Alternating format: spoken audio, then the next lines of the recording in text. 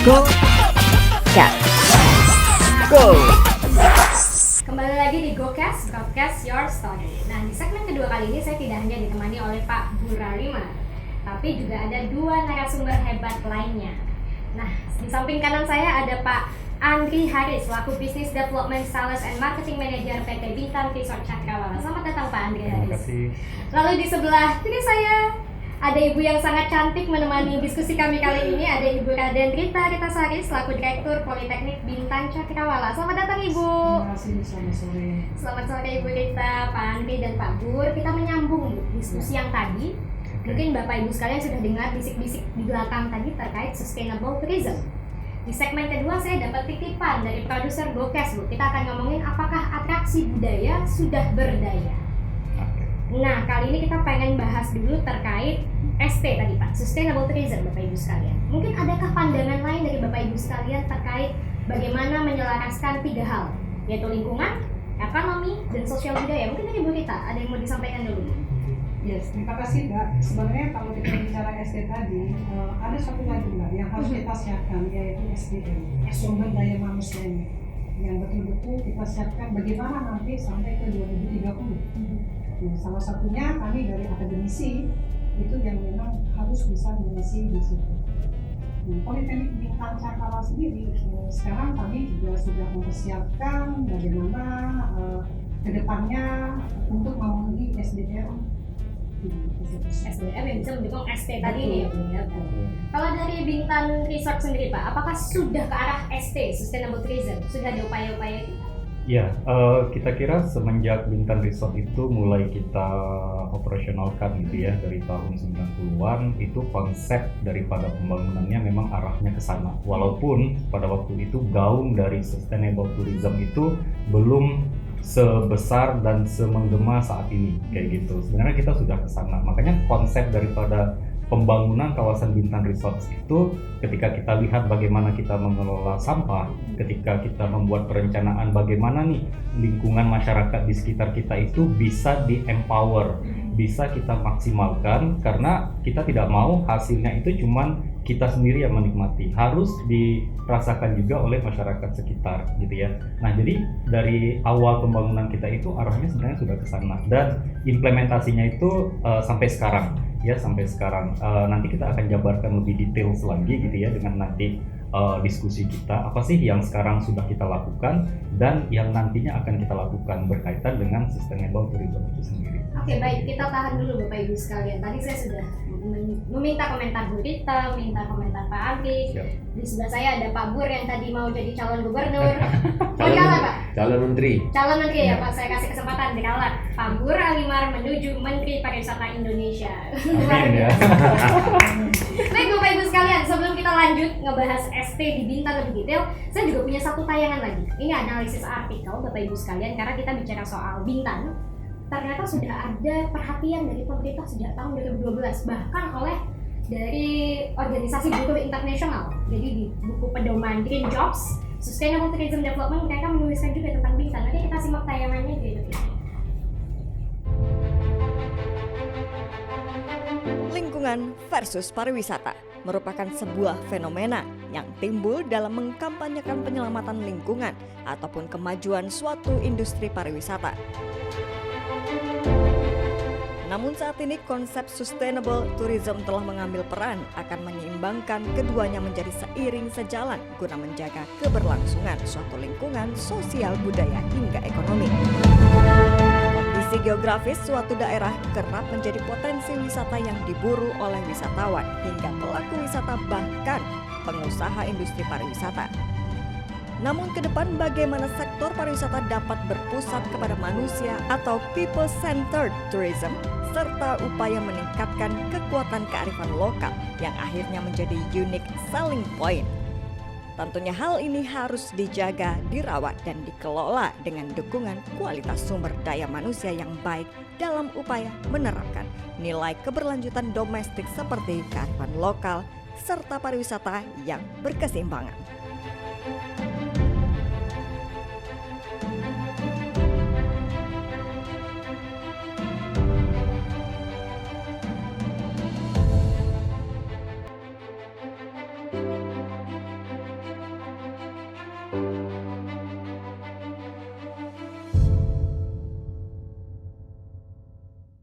Baik Bapak Ibu sekalian, kalau dari tadi artikel yang kita baca, poin pentingnya adalah ternyata pemerintah Indonesia dari 2012 sudah bilang ini Batam, Bintan, Kepulauan Riau ini akan digadang-gadangkan 10 tempat atau 10 kota paling tumbuh pariwisatanya, dan outcome-nya adalah menjadi Nusa Dua yang lain. Ini sebenarnya dilematis. Saya pengen tanya, tadi juga kita berkaitan soal bagaimana SDM serta atraksi budaya harus digenjot sebagai unique selling point-nya. Pertanyaan saya Bapak, apakah memang Bintan ingin didesain menjadi Bali kedua? Kenapa harus jadi Bali kedua? Kenapa harus Nusa kedua? Ya. Nusa Dua kedua? Itu sebetulnya istilah saja. Cuma kalau dalam pembangunan selanjutnya mungkin disesuaikan dengan karakter daerah, karakter masyarakatnya. Karena Bali itu sudah dikenal di mana-mana. Jadi kalau bilang Bali, wah Indonesia Bali. Gitu. Jadi mungkin kita suatu saat biar aja nembeng nama Bali dulu. Tapi udah suatu saat nanti Bintan, orang akan datang ke Bintan begitu.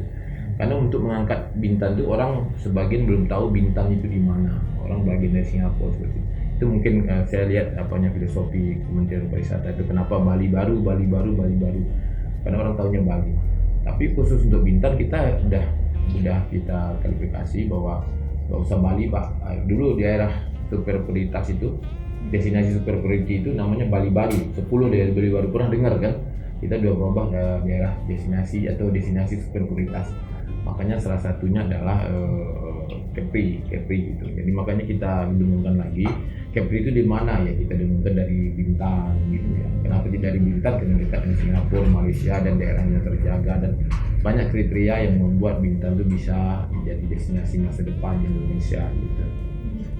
Bu Rita, kalau tadi kita menangkap sinyal dari Bali bahwa Bali ini kan nggak hanya kuat soal wisata alam tapi juga wisata budayanya. Sedangkan budaya Melayu dengan budaya Bali pasti beda. Kita butuh menguatkan unique selling point dari atraksi budaya. Pertanyaan saya Bu, apakah memang benar bahwa atraksi budaya, wisata budaya punya umur lebih panjang dibandingkan wisata alam? Menurut saya benar.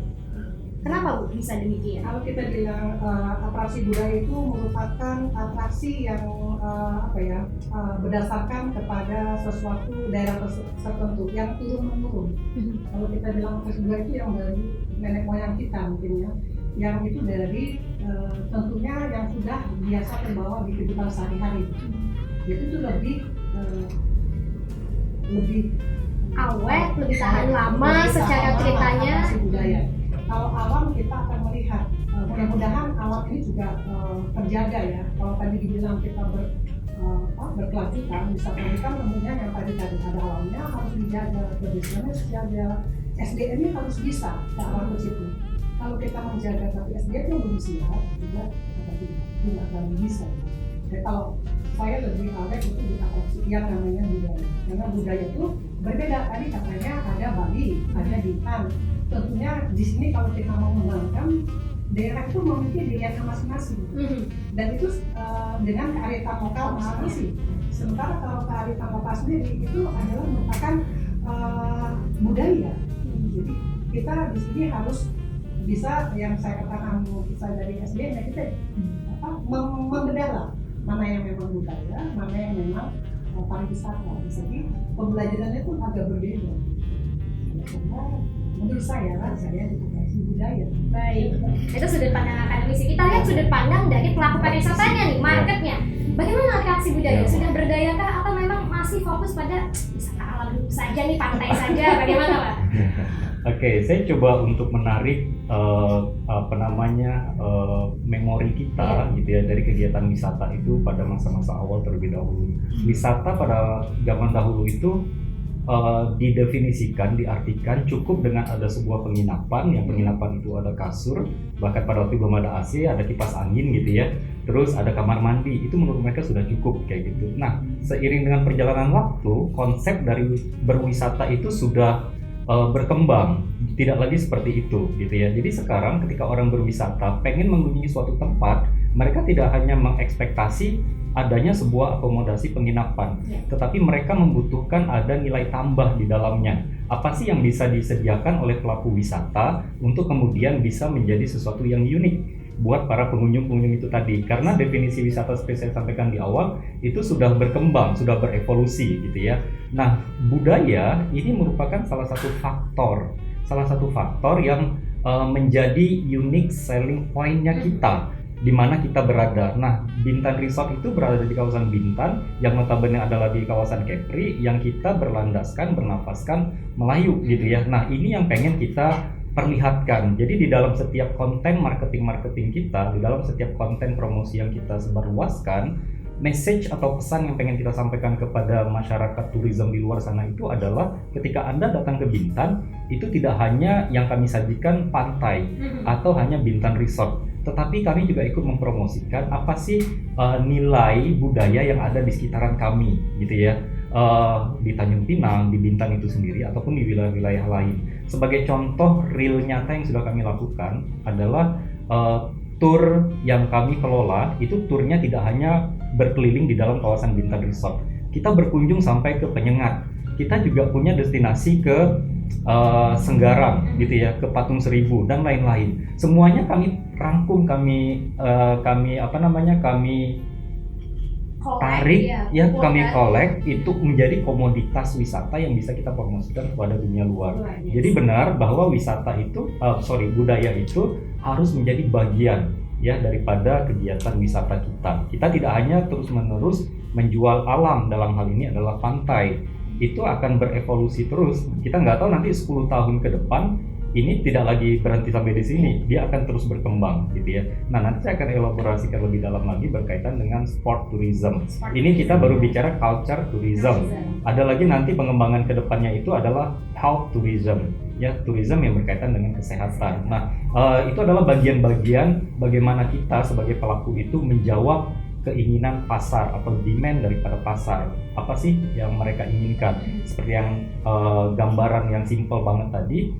Dulu orang cuma butuh mungkin kamar hotel yang ada tempat tidur, yang ada kipas angin gitu ya. Sekarang sudah nggak bisa lagi, harus berkembang. Harus ada yang lain. Betul. Nah, kami sebagai pelaku harus bisa menjawab itu. Sementara pemerintah yang kami harapkan adalah memfasilitasi nih, bagaimana kami bisa memprovide itu sehingga ada kolaborasinya antara kami sebagai pelaku dan pemerintah sebagai fasilitator. Termasuk sebagai regulator, membahas Siap, regulasinya benar. nih. Nah, lagi-lagi. Kembali ke kita lah. Lagi. Pak, kalau tadi kan Bintan Resort sudah punya PR untuk menjawab kebutuhan pasar. Ya. Akademisi memberikan supply SDM yang bagus. Betul. Pertanyaan saya lagi nih Pak, Ya. kembali ke pemerintah. Banyak nih fenomena-fenomena, contoh suku Baduy. Didatengin deh, wisatawan datang ke sana berkunjung, atraksi budaya.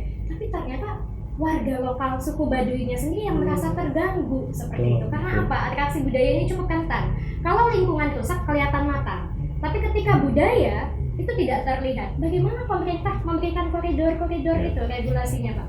Ya, memang kalau untuk regulasi saya rasa bukan hanya di sektor wisata aja, mungkin masalah budaya ada peraturan sendiri, ekonomi peraturan sendiri. Memang beberapa peraturan Indonesia itu sudah banyak diterbitkan. Tapi yang mendukung pariwisata itu mungkin yang berkaitan langsung itu sedikit sekali. Itu makanya mulai dari saat ini ya beberapa peraturan mungkin menyangkutnya ke pariwisata. Terlebih saya lihat kemarin ada fenomena seperti itu, 9 menterinya mendukung pariwisata yang hadir kemarin, tenaga kerja, Perindak kemarin di Lago ya, itu. Jadi mereka harus punya visi pariwisata gitu. Makanya saya ingin mungkin bukan menteri pariwisata aja, mungkin jadi wapres nanti juga bisa menunjuk menteri-menteri yang itu, menteri-menteri yang berwawasan pariwisata. Jadi memang pemerintah memang harus sebagai regulator, pembina, fasilitator. Aturan itu sudah banyak, tapi memang tidak cukup dengan menteri pariwisata saja. Mungkin diangkat sedikit Menko Perekonomian atau Menko Maritim yang bisa mengkoordinir para menteri di bawahnya agar menyatu bahwa pariwisata ini yang harus kita usung ke depan. Jadi ya kawan-kawan di industri seperti Lagoy dan lain-lain dan akademisi, karena pariwisata itu bicaranya ABGCM, bisnis, apa lagi ya Pak ya? government, media. Satu lagi saya lupa nih Pak. Community, betul. Kalau Pak Menteri yang kami bilang ABG yang cantik gitu. Jadi memang harus sama kita. Kalau nggak bisa. Ada kebersamaan di situ. Jadi memang kami merasakan dalam 3 tahun kami di Dinas Pariwisata 4 tahun masuk tahun keempat, itu yang kami rangkul sekarang. Alhamdulillah makin baik, makin dekat. Tidak ada jarak antara pemerintah, terutama saya ya. Kalau di ngopi yuk sama-sama gitu, kita bicara wisata, jangan ada jarak saya pejabat. Nah, kalau udah seperti itu nggak jalan pariwisatanya gitu ya. Bisa dilihat kita bagaimana cara kerja kita. Yang penting siapapun yang melaksanakan pariwisata kita dukung untuk kepentingan masyarakat dan untuk kepentingan provinsi Kepulauan Riau seperti itu Pak. Baik Pak, satu pertanyaan penutup di segmen ini kepada Ibu kita. Bu, tadi kita ngomongin atraksi budaya dan kekhawatiran adanya kerusakan nilai-nilai budaya itu sendiri. Bu, sebenarnya apa sih yang diharapkan dengan dibukanya atraksi budaya bagi wisatawan? Apakah memang transfer knowledge-nya? Lalu bagaimana mengatur transfer knowledge ini agar tidak kebablasan? Maksudnya ya kayak tadi, keganggu mungkin masyarakat lokalnya, atau sebaliknya masyarakat lokalnya terganggu dengan wisatawan mancanegara. Dari sudut pandang akademisi, apakah hal ini juga diatur atau bagaimana sih? Ya, sebenarnya kita bisa saling berkolaborasi Pak ya. Apalagi kita sekarang sudah mungkin pernah dengar namanya triple helix Pak ya. Ada pemerintah, ada akademisi, ada swasta. Jadi kita sama-sama duduk di situ Pak. Kalau dari akademisi mungkin kami bisa SDM-nya kami ada pelatihannya, terus kami juga ada penelitiannya, ada pengabdiannya di situ. Nanti dari pihak pemerintah akan memfasilitasi, ada pihak swasta sebagai stakeholder. Jadi kita sama-sama karena dari situ mencakup itu semua. Saya rasa kalau itu sudah berjalan, mungkin SDM akan bisa maksimal. Karena kami di sini pendidikan bukan hanya yang kuliah saja, tetapi kami juga di sini sudah melakukan kayak kita pengabdian, kita ada pendampingan, kita ada pelatihan yang mana mungkin dari pedamisnya, dari kalangan ibu-ibu PKK sampai selesai pun sampai pendampingan 2 bulan, 3 bulan. Jadi ada hasil nyata. Gitu. Jadi edukasinya nggak hanya tak mahasiswa, tapi edukasi ke masyarakat. Jadi kita juga ada di situ bagaimana kita pendampingan itu betul-betul yang tadinya tidak ada sampai menjadi ada, yang tadinya mungkin sudah masyarakat sudah ini ya disebut, tapi kita berusaha bagaimana. Nah tentunya kita adanya kerjasama antara swasta, itu pentahelix tadi. Ya. Dan kita kalau mau buka cabang untuk atraksi budayanya, spot wisata budaya, jangan-jangan ngajak akademisi nih ngegandeng. Iya, pastinya. Pendekatan ke Karena kita masyarakatnya. sama-sama players gitu ya. Iya, kadang-kadang kan ada masyarakat yang mau daftar tutup nih dengan namanya. Ya tadi memang disampaikan menarik tadi disampaikan Bu Asti ya. Masalah apa namanya scuba diving ya, kayak aborigin yang di Australia. Ya kita tidak menjual seperti itu karena kita akan ada sesuatu karena kita punya kepekaan sosial terhadap suku-suku kita nih. Apalagi masalah SARA di Indonesia itu sangat tinggi ininya perhatiannya. Jadi tidak jual sukunya, harus jual suku Baduinya, tapi budaya Baduy itu kita bawa keluar gitu, bukan orang kita bawa gitu. Karena kalau nanti dibawa orang-orang aborigin nanti gini-gini kan nggak jadi aneh gitu. Kan bisa tarian originnya kita adopsi seperti makanannya, pakaiannya, kemudian kerajinan tangannya seperti itu. Jadi memang harus ada ada trik-trik tertentu lah ya Bu ya. Trik-trik ini yang akan kita pelajari selanjutnya Bapak Ibu sekalian. Jadi untuk Sobat Gokes jangan kemana-mana, kita akan kembali lagi dengan diskusi yang jauh lebih hangat tetap di Gokes Broadcast Your Story.